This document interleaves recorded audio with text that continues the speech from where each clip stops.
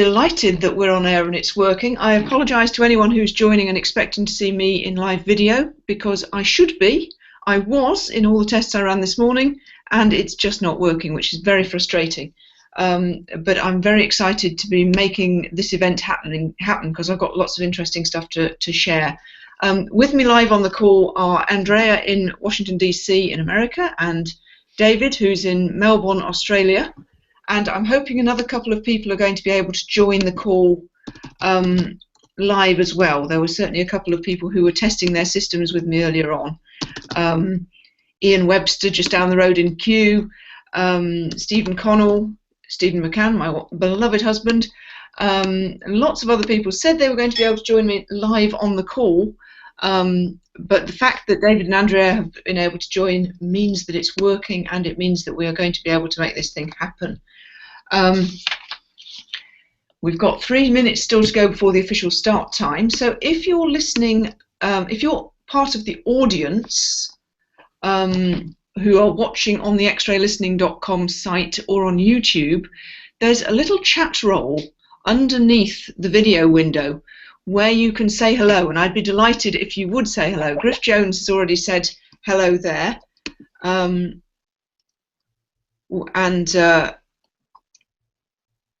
Raoul and Tanner, I think it is. Chat on the same page, which is a mistake, but if you could on either of the chat windows your name and where you're from, that would be great to hear. Now, I know that join this call haven't been able to because of the timing of it. So people like Judy in Australia, people like Susan in Canada, people like well, various guys out in California were intending to join and haven't been able to. Look, have I got video? Video. Yay! We have video with 1 minute to go before the official start time. Have I been invited to anything? You have been invited, but it obviously hasn't worked. Just let me brief my husband. Steve, if you could go to this website, xraylistening.com, collaboration skill. Yeah, I'll send you the link. God's sake, I can't. If you could go to that website and check that people are not complaining in the chat window that nothing's working. Well, I haven't had any invite. Yeah. Aha! Who have we got? We've got Stephen Connell's joined us, and we've got David's got video. So, hi Stephen Connell, how are you doing? Helps when you turn it on. Excellent. Hello. I haven't had an email from him. Yeah, I'm going to try once more to invite Steve and also Ian. I think I hate Google Hangouts. I think I hate Google Hangouts as well, but the great thing is that it's enabling us to broadcast live to the world. So, or not. Or not, as the case may be. Well, it is definitely allowing us to broadcast live to the world, because... So John Cooper, who is a big Clean Language fan, has joined on the chat window, as has Raoul. So it's great to know there's more than just us on the call. Oh, and Neil Brook has joined from Milan as well, which is great. Milano. He was going to join us live on the call, but he didn't think his broadband would be up to it. So this is very exciting times. Stephen Connell, can we hear you? Are you audible? Hello, Stephen. Are you there?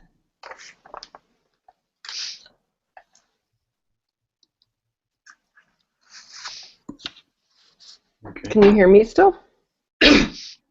Limited Yeah. users. Oh dear. Reached. Yeah. Judy, can you hear me? Yes, I can hear you, Andrea. Yeah. Guys who are on the chat window on the X-Ray Listening page, there are 2 chat systems in use on that page. There's one with a blue box headed 3 collaboration skills, and there's one called Chatwe with an orange colouring. I believe that the blue one should still work even when the yellow one reaches maximum. So hopefully that should be working.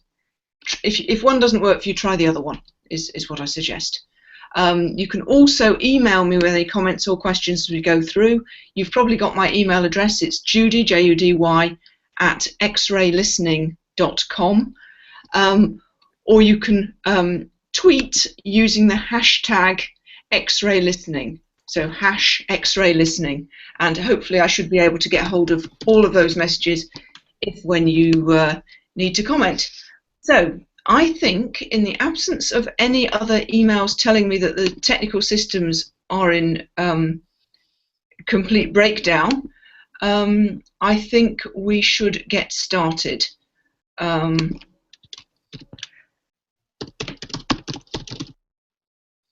Details to check before we start. A few details to sort of housekeeping things to mention.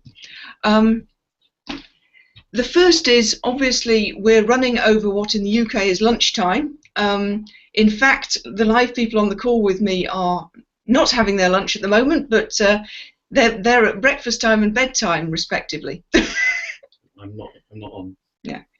Hang on a moment. No, I appreciate that. If you don't want to join, that's fine. Well, of course I do. I just haven't been invited. I can't do anything else. I don't know what else to do. Okay, all right.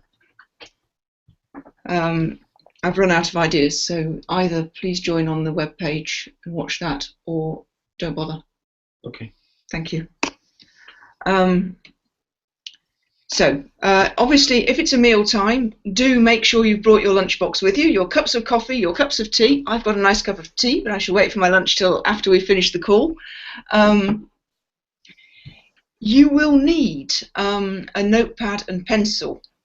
Whether you're participating as one of the people who are on the active participants, like Andrea and David and Stephen, or whether you're watching at home on the web page, grab yourself a pencil and paper. That means you can take notes.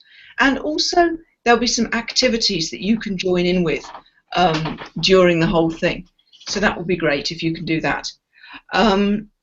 The other thing to do is don't do what I'm doing and try and monitor 4 different screens at once.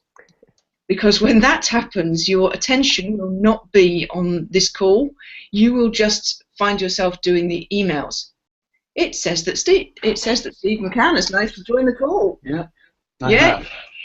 There we are. And there's some context. Yeah. I'll go out of the room. Because otherwise we're going to have feedback city. So he's out in the garden during the garden. You can see in the background there. If you can do that.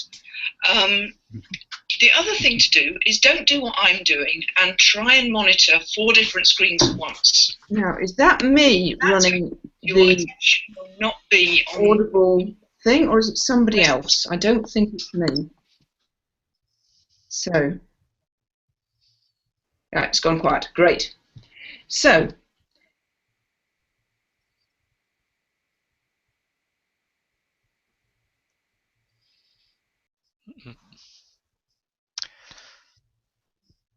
I think we lost Judy. Skills, collaboration. Freudian slip there, isn't that funny? No, we didn't hear you, Judy. We lost you for a moment. Okay, I'm hoping you missed my Freudian slip, which was quite. We did. Yeah. I said the webinar was 3 mistakes collaboration experts make, which it definitely isn't. It's about the three of the key skills that collaboration experts use and how you can master them. I'll come back to that in a moment, but I'm realizing that not everybody on the call has any idea who I am, so I'd better introduce myself first of all. My name is Judy Rees, and I go by the label X-Ray Listener. What I'm best known for is clean language, and I'm the co-author of this book, Clean Language, Revealing Metaphors and Opening Minds. Some of you may have read. A lot of the people on the call, I think, are people who are going to have done a fair bit with clean language and explored how clean language can be used as a coaching methodology or perhaps in therapy. What's interesting about this call is that it offers some interesting ways that clean language can be used outside of the one-to-one context, and specifically in collaboration skills. But there's some other stuff included in this call that I haven't really been working with before, and I hope you guys will find really interesting and useful as well. So to continue with introducing myself, my background was that I used to be a news journalist on regional newspapers in the UK and also on teletext. If you don't know what teletext was, do feel free to Google it. There's plenty of stuff online about it. It's effectively a news service on the TV in text. And one of my successes there when I was running a department of a couple of hundred journalists was I was part of the group on one Easter Saturday morning that named the Good Friday Agreement. I suppose that's my claim to fame, apart from writing the Clean Language book. Again, you can Google that story if you're interested. In the last few years, I suppose for the last, well, probably 8 years now, I've been working almost exclusively with clean language since leaving the news industry. Initially, I was running a training company with Wendy Sullivan, who became my co-author. And then I turned to doing a lot of one-to-one work. I've been doing loads and loads of coaching over Skype, particularly helping people to get clarity when they're either procrastinating or they're just stuck or they're just confused as to what to do next. My coaching clients say, well, coaching with Judy, using clean language principally, helps them get complete clarity about what they should be doing. Then the how-to becomes straightforward. But what I've been doing since, I suppose, late last year is increasingly using clean language with groups. Particularly, I've had the experience of working with some groups at the broadcaster B Sky B, which is just up the road from me in West London, and had some fabulous success there. I want to see if I can do the old screen share thing here to show you the quote from Corin, who was the person who sorry, that's one of the people who should be live on the call, texting me to say he thinks we're having technical problems, so I'm going to have to send him an invitation again. Bear with me.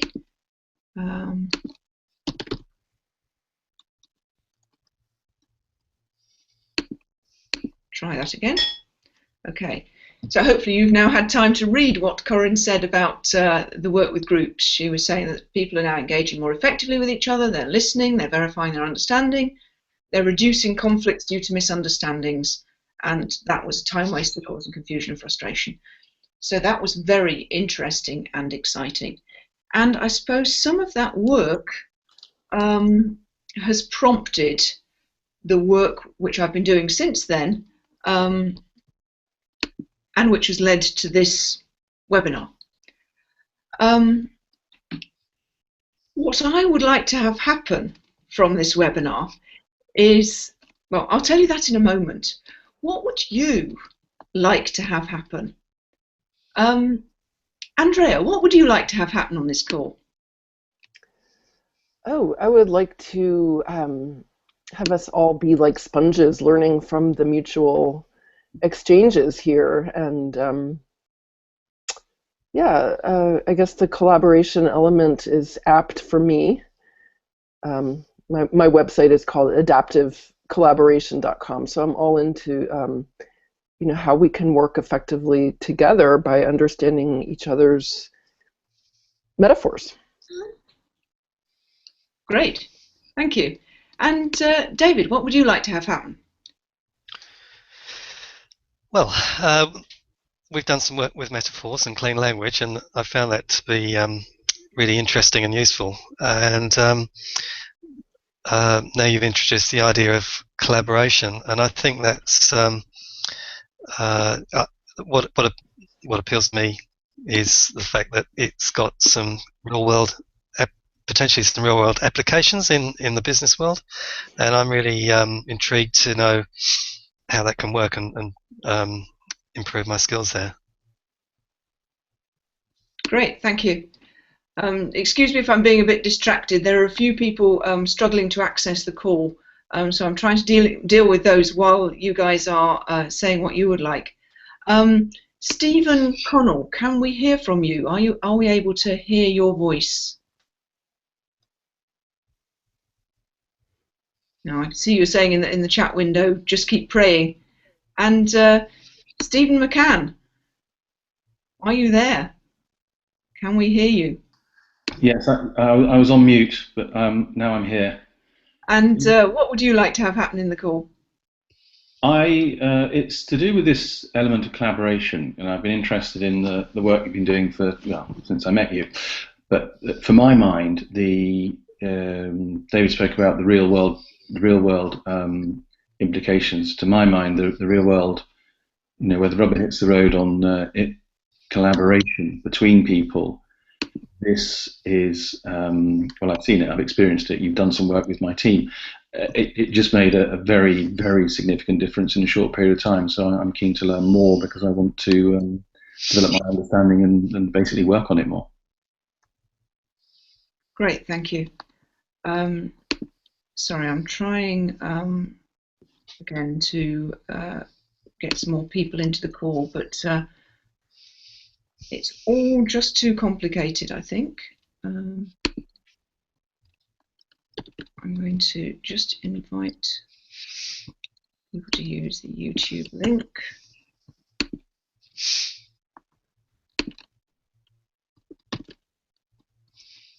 Sorry, there we go.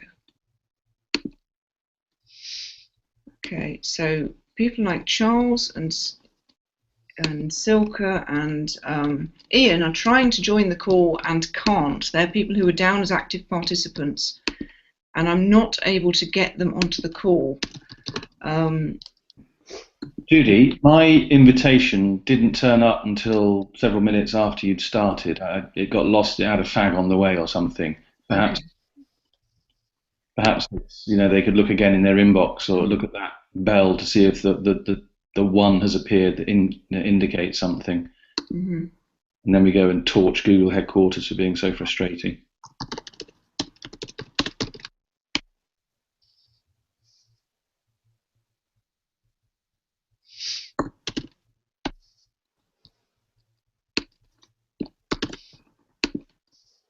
Okay.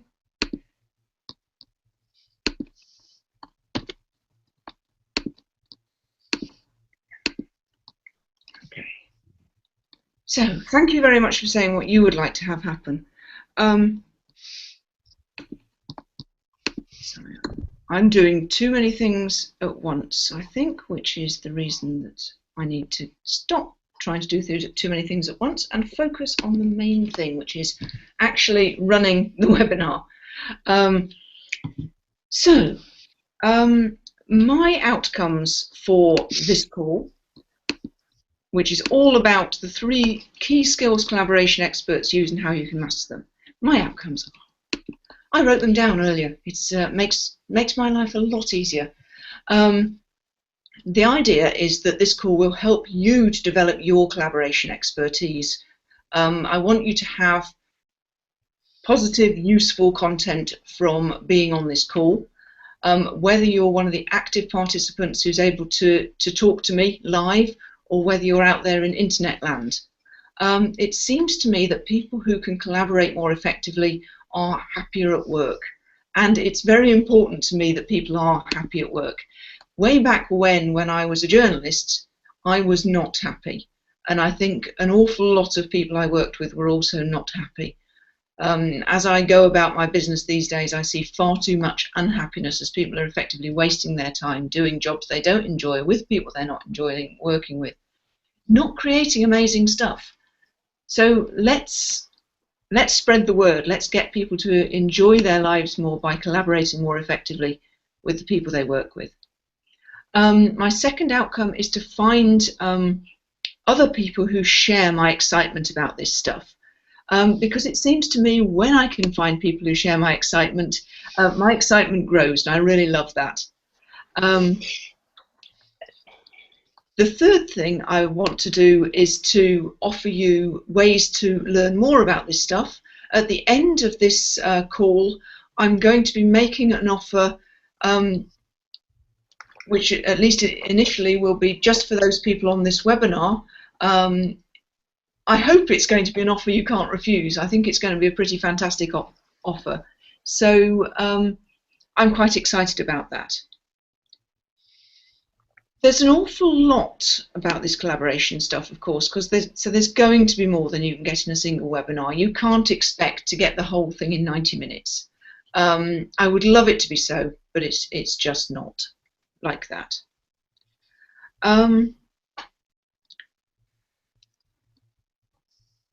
Where was I? I was just thinking that I would show you a picture, but I think before I show you my picture, I'm going to ask you a question to have in the back of your mind as we go through at least the first part of this call, and we'll come back to it later on. Collaboration at its best is like what for you? And Andrea, David, and Stephen McCann, if you could actually write your answers to that down, that would be very useful. And if you're listening on internet land, do write your answer down or draw your answer to that question. Collaboration at its best is like what? We'll come back to that in a minute. So let me explain a bit more about how this webinar came about and what's going on for me and why I'm so wildly excited about this topic. As I mentioned, I've been involved in clean language for a good few years now. I've loved it. For those of you who don't know, clean language was originally a therapy methodology which created by a guy called David Grove, who unfortunately died in 2008. It's amazing. It works with the metaphors that underpin our thinking. The language of the unconscious mind is metaphor. And when you can become aware of the metaphors your unconscious mind is using in its thinking, all sorts of amazing stuff happens. One colleague was saying on one of her webinars recently that a new client of hers sorry, I'm being distracted again by people trying to get on the call, but I must turn my phone off because not be distracted. A new client of hers was had the experience. She was struggling with anger from abuse in her childhood. She'd done loads of therapy about it, and she thought that she'd recovered from it. But when the very first time she discovered clean language, she applied clean language to this anger stuff that had been coming up for her. The thing that happens with clean language happened, and stuff spontaneously changed for her. And as a result, her blood pressure dropped by 40 points. Now, I've got no idea how many points there are of blood pressure, but 40 sounds like an awful lot to me. So I'm,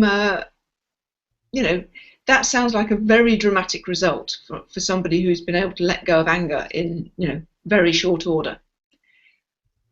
That's clean language in a sort of therapeutic context. In a more coaching context, clean language is typically used, well, it's used in pretty much any coaching context. It's used to help people get clear about stuff. It's used to help managers help their staff get clear about what they're going to do, all sorts of things. The great things about it are not only its metaphorical content, but its questioning. It's a very simple, or deceptively simple system of questions that were originally designed to work with metaphor. So I'd been working with clean language for years and years. Thought it was great. I'd been teaching clean language for years, along with Wendy and also people like David, who's been on my Advanced Metaphor Mastery program, which is a taught program I do over Hangouts like this, only usually with more working technology. One of the things. Sometimes. David, can you vouch for that? I said sometimes it works, sometimes it doesn't. But yes, it's been a great experience.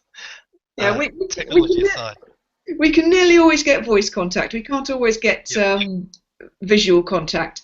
One of the things that's interesting about this webinar, if anybody's interested in the technology, is this is a Hangout on air, which means that it's being broadcast on YouTube, which means that any number of people can watch it. What we use when we're connecting with the Advanced Metaphor Mastery group is a Google Hangout, which is much more reliable because we don't have to get the broadcast bit working. So it works much more reliably. So I've been teaching and working with clean language for years and years. And I've also known my colleague, Caitlin Walker. Now, Caitlin is a very interesting person because she decided at quite a young age that she would like to work with clean language with groups. She didn't want to be a therapist. She didn't even want to be a coach. But she'd met David Grove. She'd seen the impact of the work that he was doing.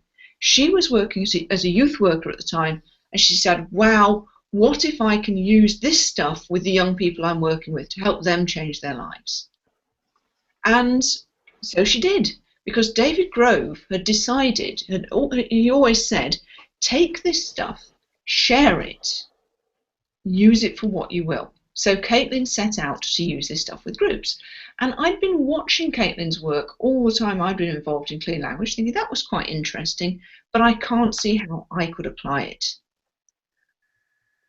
Then, as I say, just before Christmas, I started trying, started working with these groups at B-Sky-B.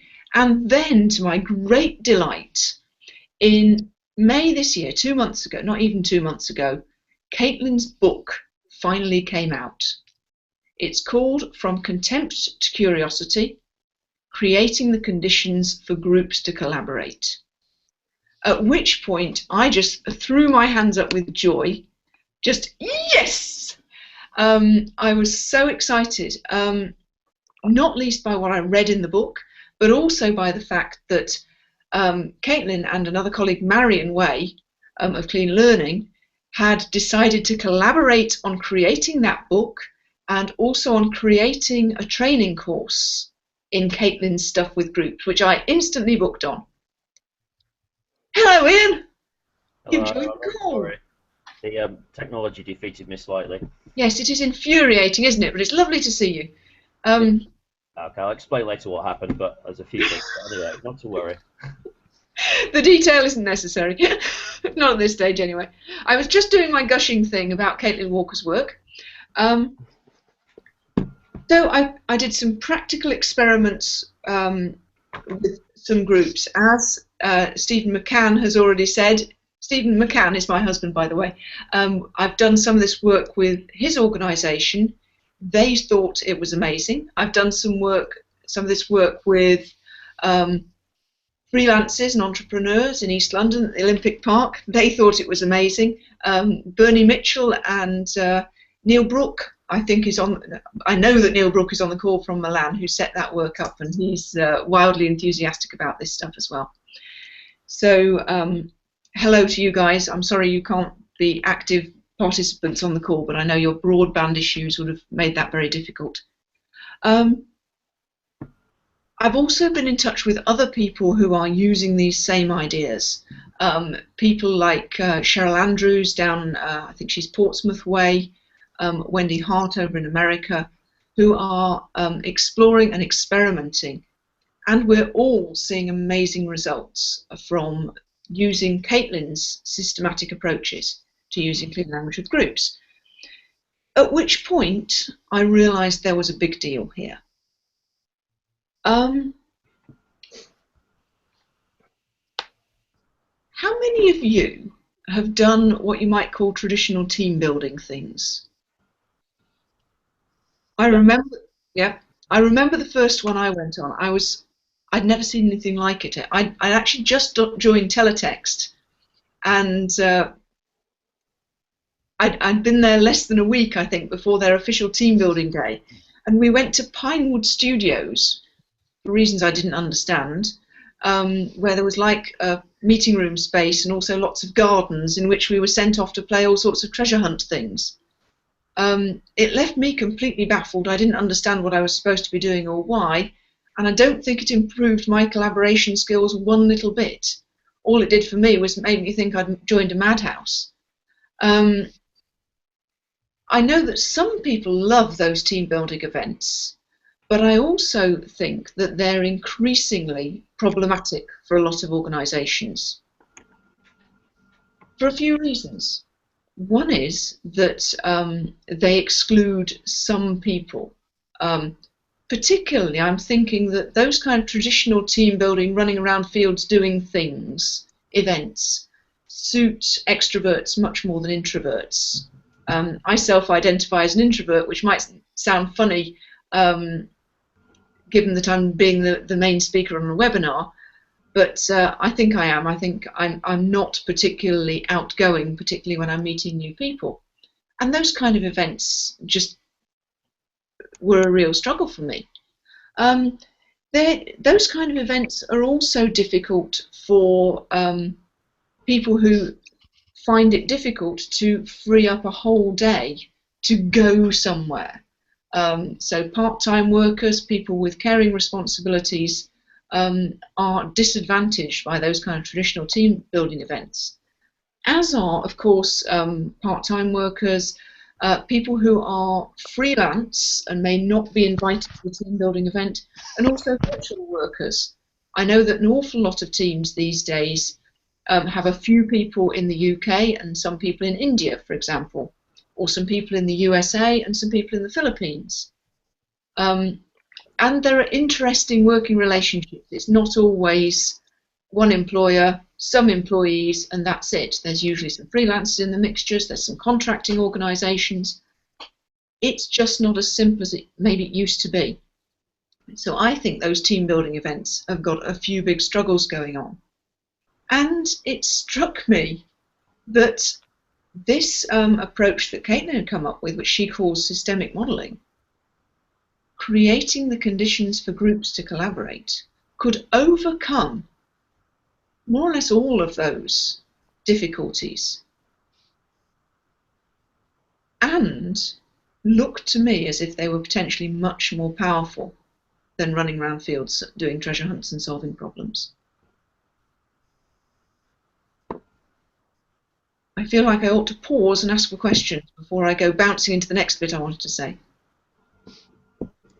Any comments or questions? Ian, you've done a fair amount of those kind of team building-y things in your time. Yeah, I would share your skepticism about them. There are a whole raft of issues with them, Judy. As you say, there's the kind of introvert extrovert thing, and I think in a lot of people's minds, that's just a question of relevance, really. Going away and running around in the field. But the long-term question really would be, well, how's that relevant? What does that do? How's that applicable back in the workplace?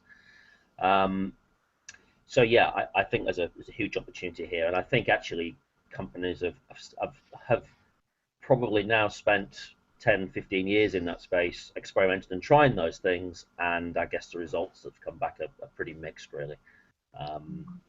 So yeah, I think that there's a big opportunity in that space, definitely. Right, thank you. And Stephen, did you have something to say?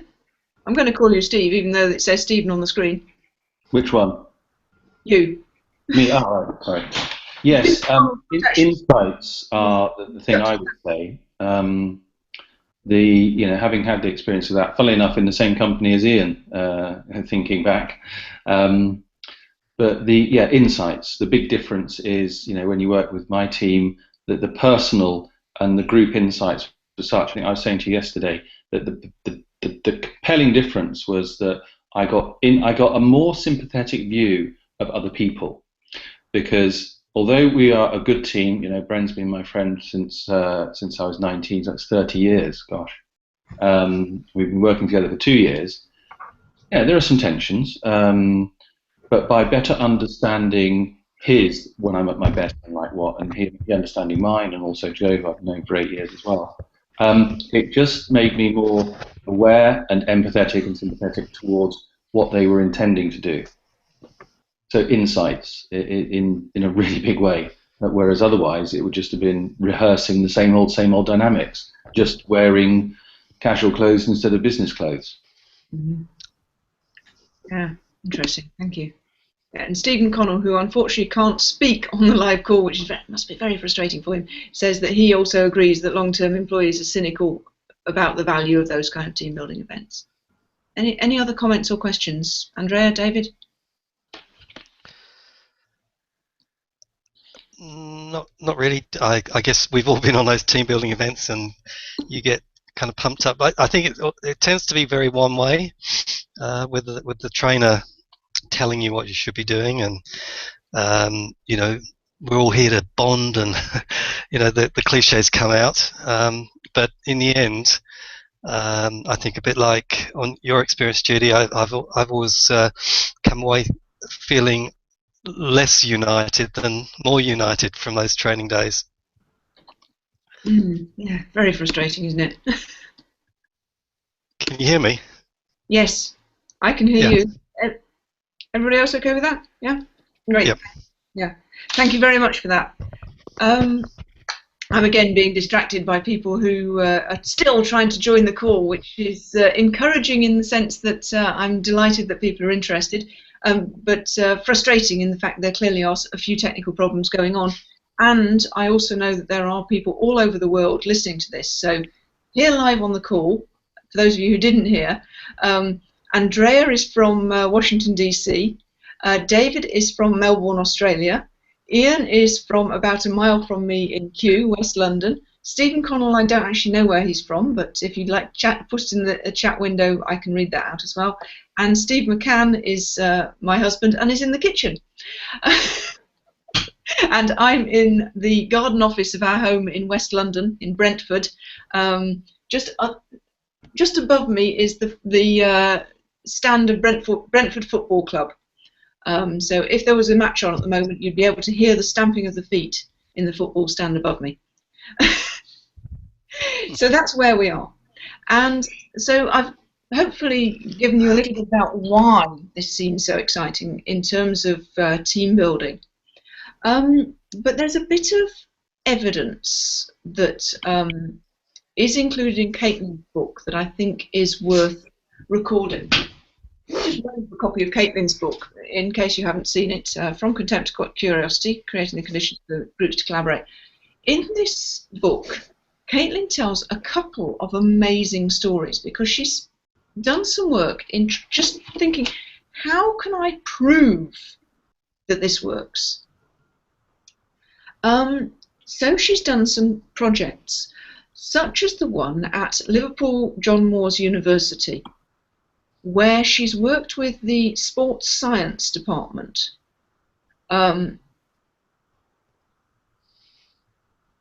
It's been, I think, 3, maybe 4 years since the first piece of work she did there. And over that period, the ideas have been adopted very, very generally. And the students have been introduced to them as a way of helping tutor groups to collaborate with each other so that they can help each other to learn. They start by understanding their metaphors for when they're learning at their best, but they also look at things like how do they manage time, how do they make decisions, and those kind of things. And when that happens, and they talk about those metaphors using the systems that are introduced in this book, they really collaborate well.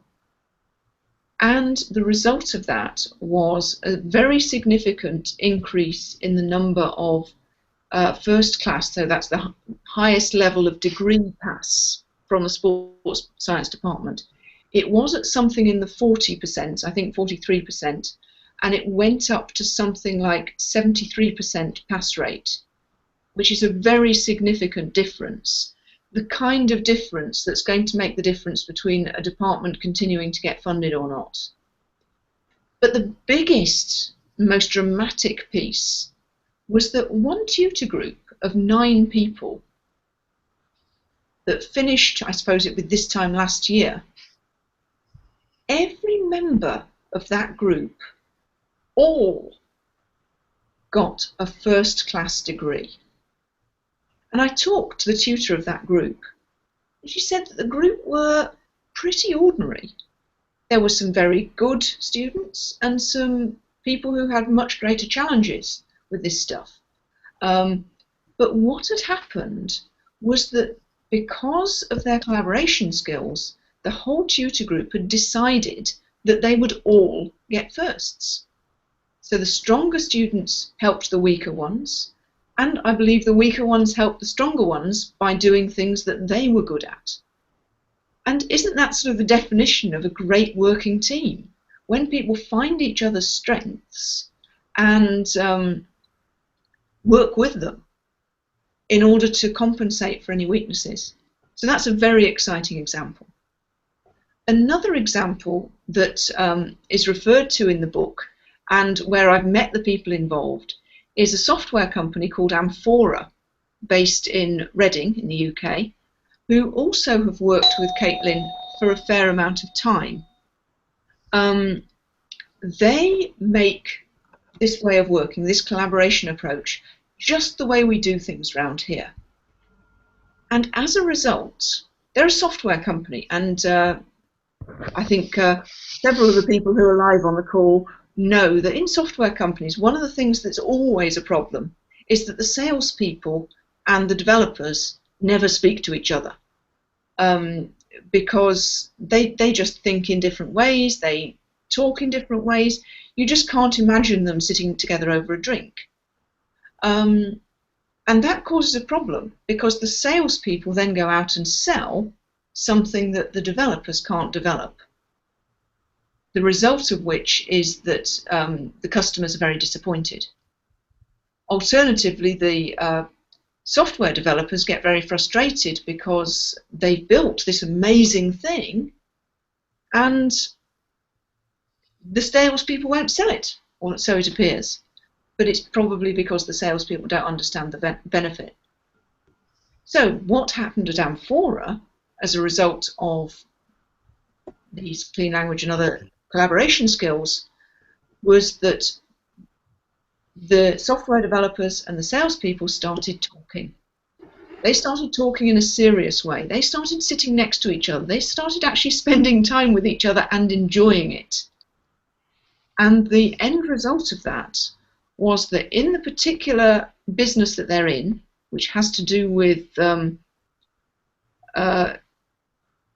a specialized kind of electronic notebook for people in the pharmaceutical industry, where there's lots of complicated stuff about patents and intellectual property and things. In that business, there used to be about 4 or 5 companies worldwide. Now there's only Amphora.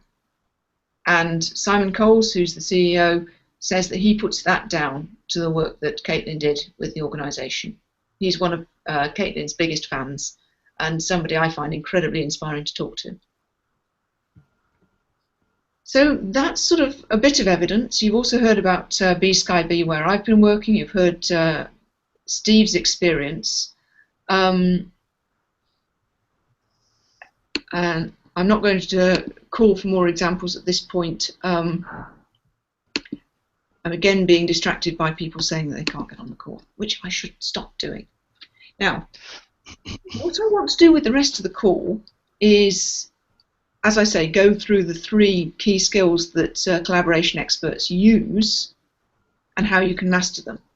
Now, these 3 skills have to do with clean language, but while 2 of them, some of you might say, well, that's what the kind of thing Judy always does.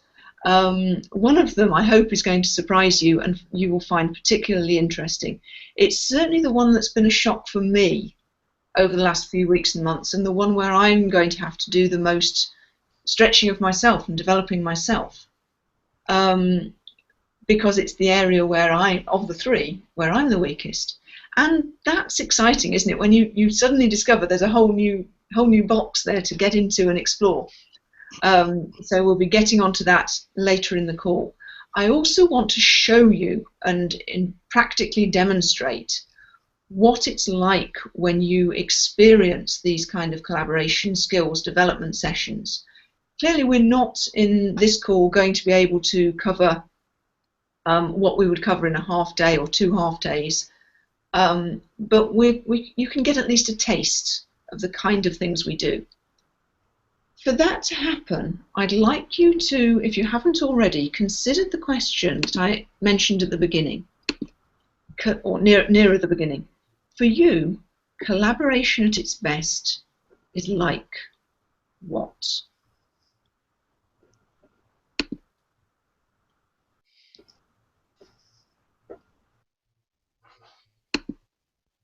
Now, as I'm checking my notes, I'm realising there's a whole bit here that I meant. I looked up loads of statistics and things to bring to you on this call. So I thought there have to be statistics. It's a webinar. So collaboration actually matters because managers in large organisations spend 50 to 75% of their time in meetings, 46% of which are a complete waste of time. 40 to 70% of the average manager's time is spent on managing conflicts. And then, of course, there's the huge cost of staff turnover. There's the massive cost of litigation when you get into conflict. And that's before you even get to misunderstandings, the rework from having to redo software and all of that. I hope that's pretty self-evident to people, but I thought it was probably worth mentioning just in case it was needed. Any further comments or questions? So Stephen Connell, who is in fact near Melbourne, Australia, is writing in the chat window, and I'm just reading what he's saying. He says, like Japanese quality circles, air traffic controller and pilot. I'm not quite sure what he means by that. So, oh, Geelong he's in. I know where Geelong is. I looked it up because I'm going to Australia in the autumn. Did I tell you I'm going to Australia in the autumn? Yep. So any comments or questions before we move on? Okay, let's go to the next piece then, which is these 3 key skills. Well, I reckon there are 3 of them. This is the result of me going through Caitlin's work and my own experience and thinking, right, if we're talking about creating the conditions for groups to collaborate, we're not actually talking about software. That's a start-off. We're not talking about introducing Cisco systems, which are collaboration software tools. When Caitlin's talking about it, she's not talking software. We're not talking about personality traits. This is one of the things that has really struck me about how Caitlin's been working with this stuff. And how a lot of people, as I've been searching around relevant books and on the web, a lot of people seem to think that you're either a good collaborator or you're not. That it's a matter of personality. And that, you know, in worst case scenario, extroverts can't collaborate because they can't listen. Or introverts can't collaborate because they can't talk. You know, it's nonsense. It's not personality trait stuff. Collaboration skills can be learned. I can demonstrate in terms of my own experience just how much my collaboration skill has developed. In just a few short years, I'm thinking about creating the Clean Language book, which was obviously a collaboration because it was a co-authorship. If I'd known then what I know now, that experience would have been much, much smoother, much, much more pleasant. I'm absolutely certain of it. Because skills can be developed. So if it's not about collaboration software, it's not about personality traits, and it is about skills, I started thinking, well, what are the skills? And clearly there are more than 3. But as I looked around and researched as far as I could research, because there aren't that many good books about collaboration, it seems. But there are 3 themes which emerge every single time people talk about collaboration somewhere along the line. The first one of these is understanding other people. Now, the word that gets used in language circles for this and in software development circles is modeling. If you can create a model in your own mind of what's happening in somebody else's mind, then you understand them, at least to a certain extent. But if you prefer to use the word understand, use the phrase understand each other, understand other people, then it is definitely a key skill that collaboration experts use and use consistently. And it turns out that clean language was already there working with modelling before we started talking about clean language and collaboration in the same breath. And let's have a quick experience of that, because it highlights some of the most interesting aspects about how collaboration works and doesn't work, hopefully very, very quickly. So when you are when you think about collaboration, collaboration at its best is like what?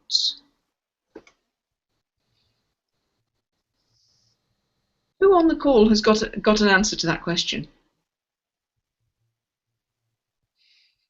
Ian? I'll go. Is that Ian or David? David. David, go for it. Sure. Yeah. Sorry, are you going to say something, Ian? Yeah. So David, go for it. When you're in collaboration, what?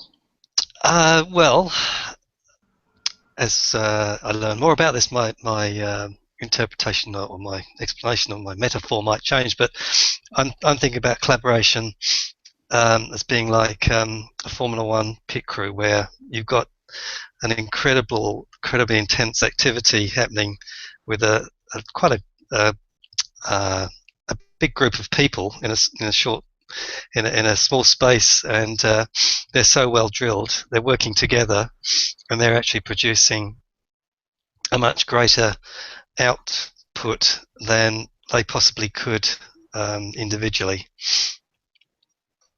Mm-hmm. And when you talk about models, it's interesting because I understand that some medical teams have actually modelled Formula One pit crews to understand the way that they train and work together to achieve what they do.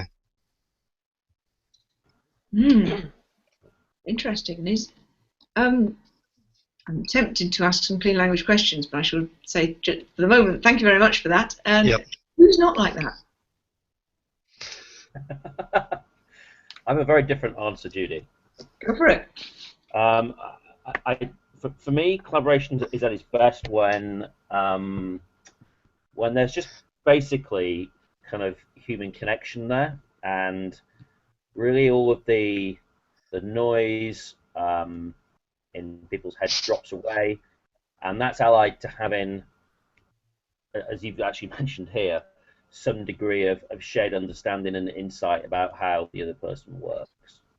And that, for me, sums it up really. The connection's always there, but you need the noise to drop away and the understanding to be there with it for the collaboration to sort of come through. Mm-hmm. So for Ian, the human connection is always there, but the noise needs to drop away. And for David, it's like a Formula One team. And Andrea, for you? So I guess when collaboration's at its best, I think for me it would be like being a member of, I'll say soccer team, it could be almost any team. And the characteristic that comes to mind is that there's some intentionality about what the goal is. And so we're not just loosely connected because we belong to the same company, but we actually have a vision of where we're going. And if you're a member on a soccer team, you've developed your strengths, and others recognize you for what your strengths are, and you're able to constantly adjust as you run up and down the field trying to get to your goal. Mm. So like a soccer team, like that. And for David, like a Formula One team. And for Ian, it's about the human connection is always there and the noise drops away. For Stephen Connell, out in Geelong, it's like a symphony, he says in the chat window. And for Steve? It's called Geelong. Geelong. Geelong. Steve, For you, collaboration at its best is like what? You're muted, by the way. I'm not now. To pick up on the sporting metaphors, this is one I played with before. It's like a team that performs better than the sum of its parts. And whereas so often in businesses, a team effectively underperforms because somewhere between 5 and 50% of the energy is lost in friction, and it's just friction. So when a group of people can outperform the expectations of them, and I just think about something like a good rugby team. That would be my metaphor, where because there's so much mutual understanding, empathy, and that kind of mind reading ability. So like when like the All Blacks, they go into an attack, they just pop the ball up behind them because they know someone's going to be there, and that's fantastic collaboration because you don't have to waste your time checking, you don't have to communicate, you just have from that empathy, sympathy, hard work, training, mutual understanding that someone's going to be there, and you think well of what they're going to do as opposed to thinking critically or badly of what they're going to do. Thank you. So for Stephen, it's like the All Blacks rugby team. For Andrea, it's like being a member of a soccer team. For Ian, the human connection's there and the noise drops away. And for David, like a Formula One team. And for me, for what it's worth, it's a bit like the amazing events in Yorkshire this weekend, where we had the Tour de France in Yorkshire, where the whole of Yorkshire came out to celebrate, and it was a huge cultural event and party. Everything was decorated, people were in fancy dress, there was just an amazing atmosphere. So for me, collaboration at its best is like that, where everyone was doing their own thing. Some were being paid to do things, like the tourist board. Some were earning money by doing things, like the pubs. Some were just being creative and doing amazing things. Some were just there to have a good time. And of course, the professional cyclists were there to do a cycle race. But everyone was pursuing their own objectives, but coming together to make something amazing. So that's how it is for me.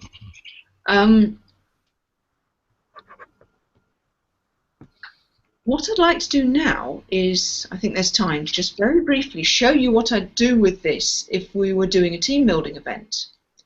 I think all the people who are here live on the call with me know about clean language questions.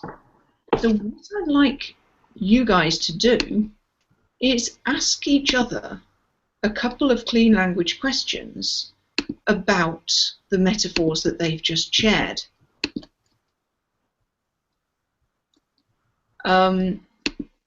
So I'm just putting the clean language questions on the screen. So a couple that we tend to use are what kind of X, and is there anything else for X? So is anyone curious about anyone else's metaphor and how it works?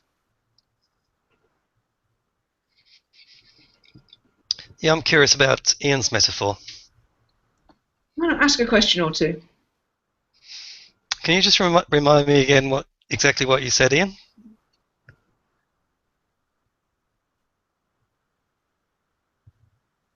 Let's hope we still got a connection. Hello? Hello, Ian. Are you still there? He's looking a bit frozen. He's looking rather frozen. Well, I think he said something about understanding each other and going into a space, a quiet space. Mm-hmm. And I'd like to ask Ian if he's on the line still. It doesn't look like he is. What kind of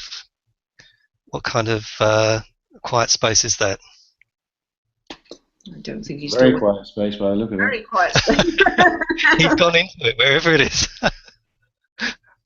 Extremely quiet space. So, okay. David, just for the oh, Ian, are you coming back? You back? You there? No. Why not try someone else, David?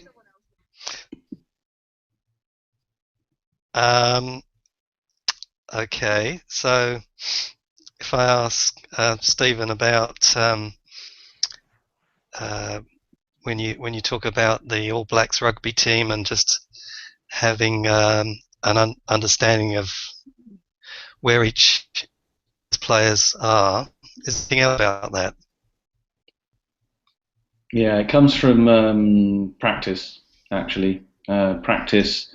And the other thing about it, so it comes from practice is the obvious thing. But the other thing about it is, and somebody else spoke about there being an absence of noise. Was that Ian as well? Yeah. Yeah, the absence of noise. I think that's really important because certainly, I'm aware, the All Blacks, they're not the only good rugby team. Australia aren't bad. Is that there's not a complete absence of noise. They're talking to each other quite a lot on the pitch, apparently, more than the French. Apparently the French don't talk to each other at all. And as a team, they typically underperform. The French might be a good one to play with, actually, because when the French are on fire, they're awesome. But so often they underperform. And what's the difference between them being shambolic and being amazing? I don't know. There's something happens where they suddenly become in tune, where they are actually communicating, but not too much. So there's something else, David, is about enough communication, but not too much. It's not drowned out by noise, by conflicting stories, by time being wasted on unnecessary explanations and duplication of work. It's absolutely pure, single, only one thing's happening, and it's happening as well as it can with just the right amount of communication and not too much. Okay, thank you. Who spoke about the Formula One race team? That was me. All right, okay. All right, well, coming back at you there. So what kind of Formula One race team? Well, what I actually said was a Formula One pit crew, as distinct from a complete team. I was thinking the metaphor I had in my head was when, if ever you've seen Formula One, they have to come in and change tyres sometimes once or twice or three times during a race, and the pit crews are incredibly well drilled. And they turn over this operation of changing all the wheels and including rubbing down the driver's visor and whatever else they need to do in about 2.5 seconds, which is phenomenal.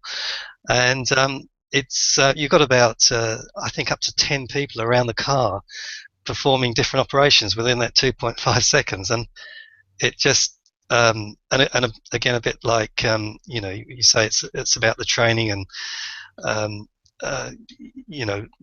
the lack of noise. Well, I mean, there's an awful lot of noise with Formula One, of course, but in terms of what they're doing, the operation they're performing, there's that I suppose going into that just quiet space and doing what they need to do with incredible training, and it's each one of them is achieving something that is beyond their individual ability, because they're collaborating so well as a group at that time. And is there anything else about beyond their individual ability? Yeah, I think that's at the heart of this. Well, my view is that that's at the heart of this collaboration thing, in that it's we're all capable of performing at a good level, and if we understand, certainly if we're working with other people, whether it's one person or a whole team of people, then if we can understand each other, and that the fact that we can actually achieve more as a well-drilled team, then that's it's the sum of the parts thing that somebody mentioned. More than the sum of the parts thing. I think that's really what collaboration is when it comes down to it. Achieving together much more than you could individually. Thank you. Thank you very much for that demonstration, both of you, and Andrea as well. I think we're going to have to move on, unfortunately, which is rather frustrating because we're just starting to scratch the surface. Can I add one more thing quickly, Judy? Go for it. Just a comment about the difference between the team metaphor and the race that you mentioned, Judy. The pit crew. No, the Judy's metaphor. The Tour de France. Oh, right. The Tour de France events. Yes, and that is the time constraint. So with soccer and with rugby, you're on a team. You can't just walk off the field, and you have a very clear role to play. With soccer, you can be swapped out if you're injured or if you're tired, I guess the coaches call, which I think is an important aspect to collaboration, is that you're not always going to be at your best on the field. And there are times when you have to step away. And so the Tour de France one I thought was interesting because the people who were contributing weren't tightly coupled with each other. They weren't codependent. Whereas on a team, you're very codependent when you're in action. So I think there's some interesting things to explore with that. I think it's one of the major differences between people in terms of what they mean by collaboration. For some people, collaboration and teamwork are pretty much the same thing. For other people, collaboration and teamwork are completely different things. It's very, very interesting. So that's one of the differences that would get teased out if we were doing this activity for real in a team building day. But the biggest thing that gets teased out is the fact that for everybody, this is different. And that's not a bad thing. It's just the way things are. That once you start to explore above the superficial level, everybody is different in the way they think. And that's what great collaborators realize, is that there is something there to know. It's not the case that everybody else is just the same as me. And it's one of Steve's things that he often says, the golden rule, do as you would be done by, is wrong. It isn't do as you would be done to. It's do unto others as they want to be done to, not as you want to be done to. So to understand each other, to understand other people in a profound way, you have to really get that they are different. And I'm sure you've worked with people who just don't seem to understand that. They assume that everyone else is exactly the same as them. And once you have the assumption that everyone's the same as them, then collaboration is pointless. The other people are just bodies, they're just extra bodies to the thing. But it's once you realise that people really are different at a very profound level, then the magic in collaboration starts to happen. So that brief activity was intended to illustrate the first of the three key skills collaboration experts have. The second key skill, which is the one that's by far the most often mentioned when people are talking about collaboration skills, is listening. Obviously a pet subject of mine. Research has shown that good listening improves relationships, reduces stress, reduces misunderstandings and the resulting conflict. This ought to be so obvious to people, and yet it is completely non-obvious to most people. And there's a reason for that. If you are not a good listener, how would you know? Because if you're not listening, you don't hear the things that would let you know that you're not a good listener. And we don't teach listening in schools. It's just not a skill that gets introduced. There's an amazing video on YouTube by Tom Peters, the management guru, talking about the research that shows the average GP acknowledges that the major source of any information in a consultation is the patient. The patient is the one who's got the information. But how long is it before the GP, the doctor, interrupts? 18 seconds on average, which is just ridiculous. How are they going to get information from their patient in 18 seconds? And Tom Peters goes on to say that he believes that most managers are very similar. They can't wait more than 18 seconds before they interrupt their employees and start talking. Everyone who's asked, or pretty much everyone who's asked, says that listening is a key collaboration skill. I've collected a few quotes from a thing that Cisco sell online collaboration software, but they also acknowledge that listening is absolutely critical. Being a great collaborator means being part of a team, requiring one to listen twice as much as they speak and allow everyone to have a share. A great collaborator understands that he/she was given 2 ears and 1 mouth for a reason. A great collaborator knows when to listen, when to probe for clarification, and how to bridge multiple ideas into something great. There's lots and lots of fascinating stuff around listening. The great thing about listening when it comes to clean language is that clean language forces you to listen. As you heard in the structure of the clean language questions earlier, if you don't hear what the other person said, you can't actually ask the questions because they have a letter X in the question for the other person's words. And if I get it wrong, the other person's going to say, you've got it wrong. So when David originally talked about his metaphor, he talked about a Formula One pit crew. And I got it wrong. And he corrected Steve, who was repeating my words, because it's not a Formula One team, it's a Formula One pit crew. So when I didn't listen properly because I was distracted, I couldn't ask him the question properly. What kind of Formula One pit crew is that?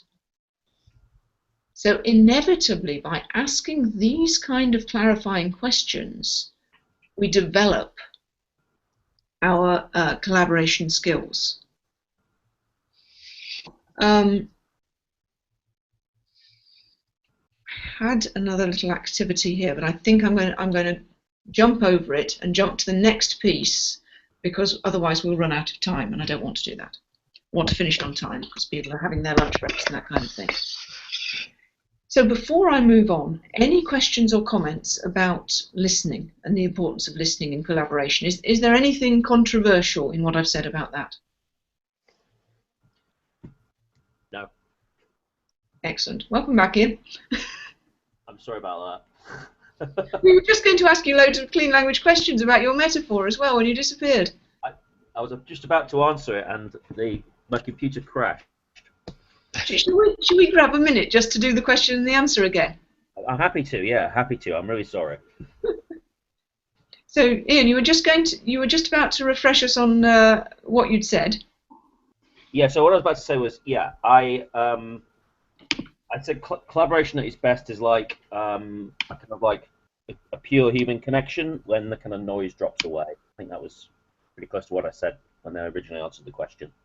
And then one of you guys had a question for me, and then the whole screen just went blank. Mm-hmm. So, David, would you like to ask Ian your question again? Yes, Ian. And when the noise drops away, what kind of noise is that? For me, that's the noise, that's the internal dialogue in somebody's head. Mm-hmm. And is there anything else about that internal dialogue in somebody's head?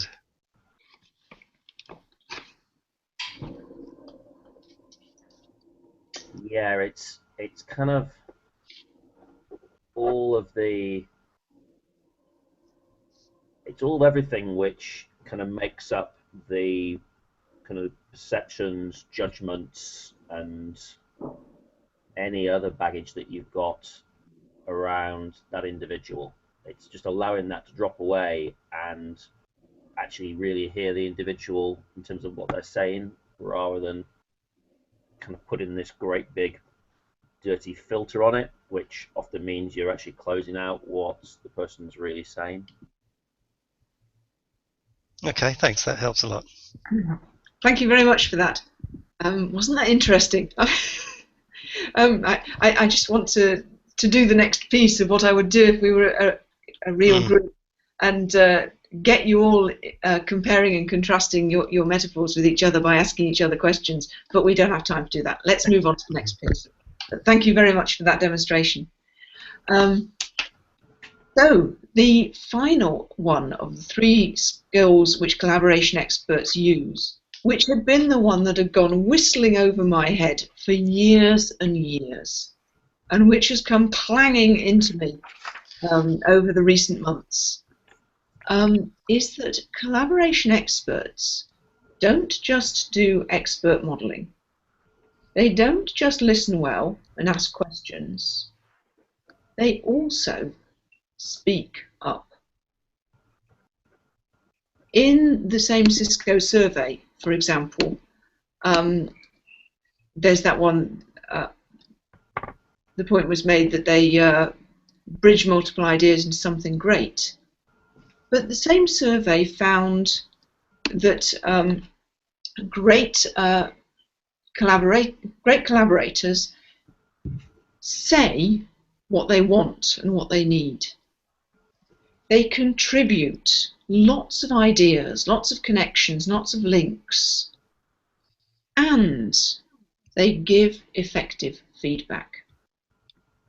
Now, there's lots more to say about all of this, and at the end of the call, I'll give you some more details about how, if you would like to continue learning about these collaboration skills things, there's a way to continue to work with me.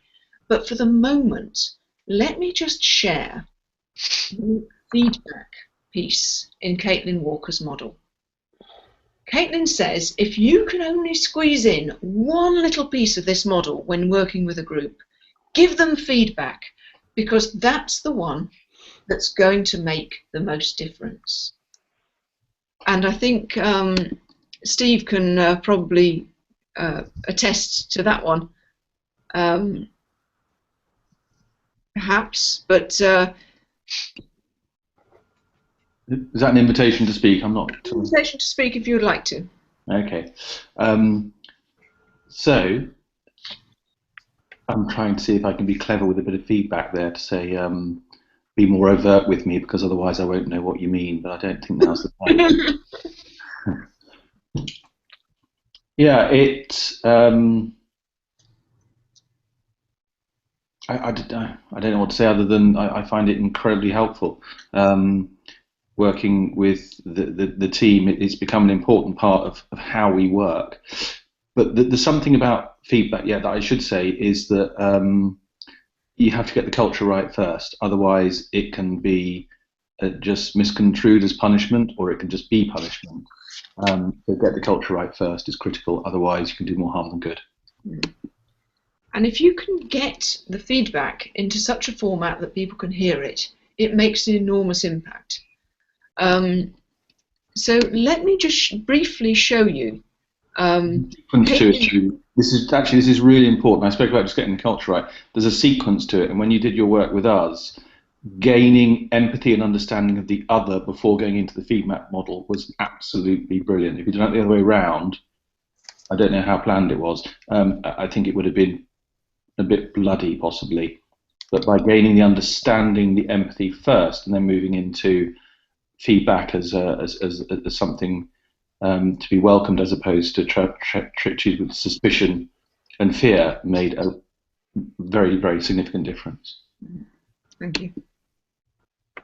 Yeah, so clearly it remains to be seen how much the feedback model on its own is going to make a difference, but I believe that at least if you know about it, then you can try it. Yeah, I think Caitlin's wrong there, actually. I think it could end up being pretty bloody if that's the only thing you do with nothing else. And there are some pre-existing conditions of mistrust, miscomprehension, and punishment and victim syndromes, then I think it would be pretty dreadful. Well, let me give you the model, and if people try it, and then let me know how it goes, and see what happens.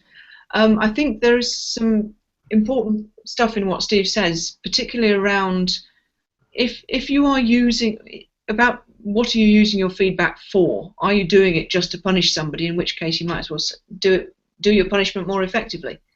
But if you actually want to give feedback in order to give the other person an option of changing, I think this model is really very, very effective. What it does is it separates out evidence, inference, and impact. Let me give you an example to start with, and hopefully this will start to make sense. So, evidence. For example, on this call, I noticed that several people responded when I asked you to say hello. So for me, that meant that the technology was working, and also that you were willing to engage with the conference. And the impact of that was, at least in those two regards, I was able to relax and enjoy it. And obviously, we continue to have the odd technical hitches we've gone through, but the fact that several people responded when I asked you to say hello, I made the meaning that the technology was working, and the impact of that was I was able to relax and enjoy it. So that's how we separate out evidence, inference, and impact. So evidence is the stuff you can see or hear the other person doing. The inference is the meaning that you make from that. And the impact is the impact that it has on you or on the general situation. So, who is live on the call would like to have a little go at giving some feedback about this call? She said, drawing herself up to her full height. Racing herself. I can do one, Judy. Great, thanks. So during the beginning of the call, I noticed that you were anxiously trying to include everybody who was trying to get on. The inference that I make of that is that you want to be all-inclusive and you want as many people to enjoy the benefits of collaboration and the tools that you're sharing. The impact for me was that it took a little longer to get into the focus part of the webinar than maybe I was comfortable with, but it also had the impact of knowing that this is just the beginning of something larger for you, and doing this many times again in the future. Thank you very much for that. That's very helpful in terms of my personal learning, but also hopefully it's given a lovely example to other people listening as to how this model can be used. We've got time for one more if anyone else would like to have a little go.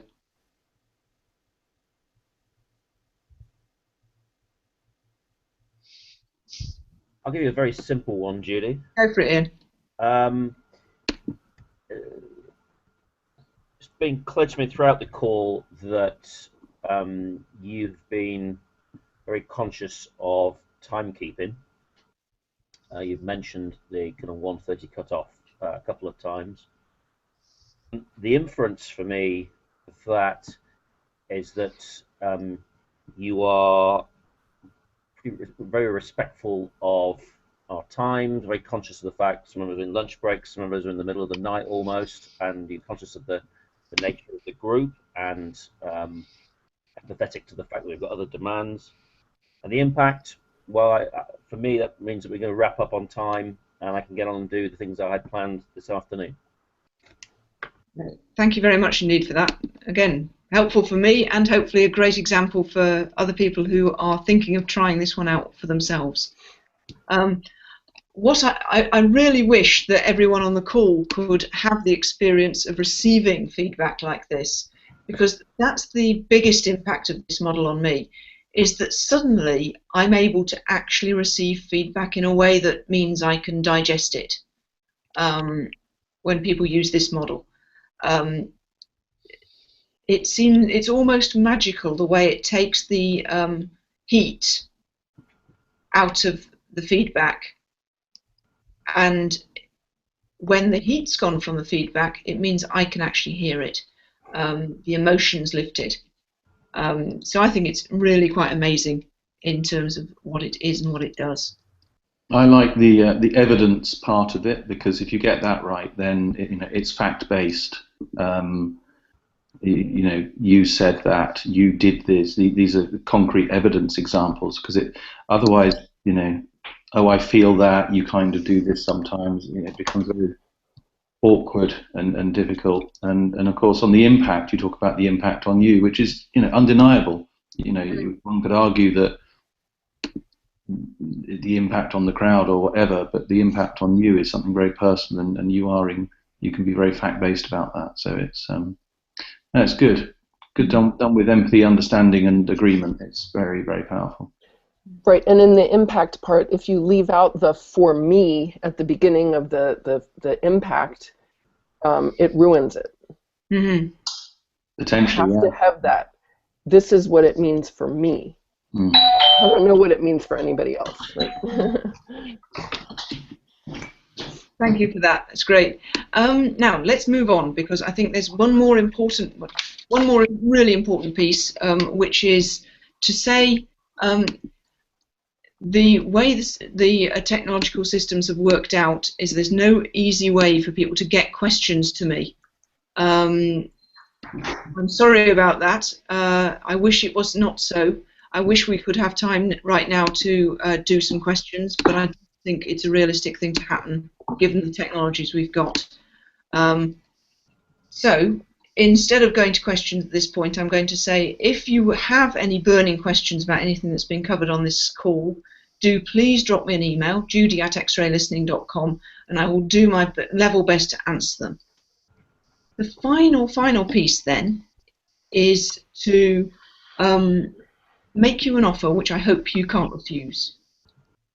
Here's the thing. I want to do a lot more with collaboration skills. This stuff is, I believe, where I'm going next in terms of my work. I think it has this amazing potential for improving the way people relate to each other generally, and in particular for making workplaces happier places. So I want to develop effective ways to deliver this kind of stuff. So I hesitate to call it training in collaboration skills, but opportunities for people to develop their collaboration skills.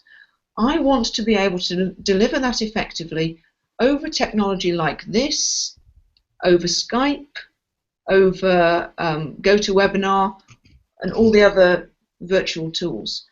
Most of Caitlin's work, in fact, I think virtually all of Caitlin's work has been done face-to-face. She's not a great fan of doing virtual stuff. And that's my job, is to get it all virtual. So I want to move into making that happen as quickly as I possibly can. That means I need some groups who want to develop their collaboration skills. And I'd love you to be part of that. This summer, I'm going to be making an opportunity available for 12 people altogether to develop their collaboration skills online with me in groups. The way it's going to work is we meet once a week for 90 minutes on either Google Hangouts or on Skype, and then we also have a community online in between to connect with each other. There were 2 groups of 6, one at lunchtime UK time and one at tea time UK time. And the result of that, when you join one of those groups, is you get to develop your skills in listening, modelling, and speaking up. And the great thing about the way these these calls are going to be structured is it doesn't matter whether you're already fabulous at listening, modelling and speaking up, you'll always be able to gain more in those areas, simply because there's no such thing as perfect in any of those contexts. So you'll definitely gain that. As a side benefit, you're also likely to develop your effectiveness, your creativity, and potentially your time management, because we're going to be using those as some of our topics to explore and to practice with. You're going to get to know yourself better. You're going to know more about your strengths and weaknesses. You're going to get to know more about how other people see you, because other people will be giving you feedback in a supportive environment. You're also hopefully going to experience a whole lot more of this new application of clean language. If you're already a clean language fan and you want to learn about how it can be used with groups, this is an opportunity to have that experience. I'm not teaching how to do it, but I'm going to be obviously providing an example. If you would like to be part of that, I would love you to join me. Let me show you the link where, if we're lucky, you should be able to see the URL. Here we go, where you need to go if you want to join the summer school.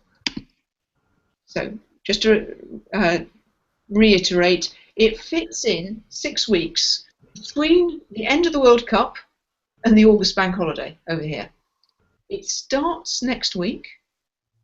There are theoretically 12 seats available, but in fact 8 of those have already been taken because I have an inner circle group of students who are given priority access to these kind of things. So there are 8 seats still available. 6 90-minute live video conferences with me, online community to connect and share between calls. I think when I'm going to put this out to the wider world, the price will be £300. However, this summer, this is going to be a pilot, it's a beta, so the cost is only £100. If you want to join, if you want to grab one of those 8 spaces, the place to go to is on your screen now, http://bit.ly/summer with Judy. And summer with Judy has capital S, capital W, and capital J. So hopefully everybody will now rushing to click the link and book their places on one of the 2 groups. The other thing that I'd love you to do, if you have a group or team who you know would like to develop their collaboration skills, and you can bring them together on a video conferencing system or on Skype, and you'd like me to work with your group, do please email me and let's negotiate. Come up with some way of making that happen. Again, judy@xraylistening.com. And when all of that, let's briefly check in with the members of the group. Did you get from this call what you wanted? What you said you wanted at the beginning?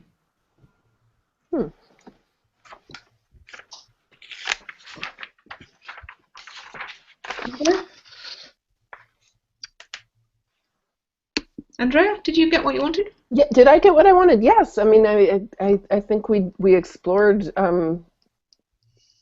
aspects of what the elements are that help us to collaborate, and I think that was interesting. It was also interesting to me to hear what team building in corporations, how that's antithetical to the kind of collaboration we're talking about. I hadn't thought that would be covered, but that was an interesting twist also. Thank you. And I'm being reminded it's now 1/2 the hour, and while I'd love to actually hear from everybody at the end of the call, and that would be a nice way to round up, I did say we'd finish on time. So, final piece is if anybody would like to email me with feedback in clean feedback style or otherwise, do please feel free. I'd love to hear from everybody and anybody. I do hope you've enjoyed the call and found it useful. I'm hopefully going to be sharing the recording with a whole bunch of additional people. If you're live on the call and you want one of those places on the summer school, I do strongly recommend that you grab it right now. I already have one. And see you all again soon. Thanks a lot. Thank you. Bye. Bye, Judy. Cheers, Judy.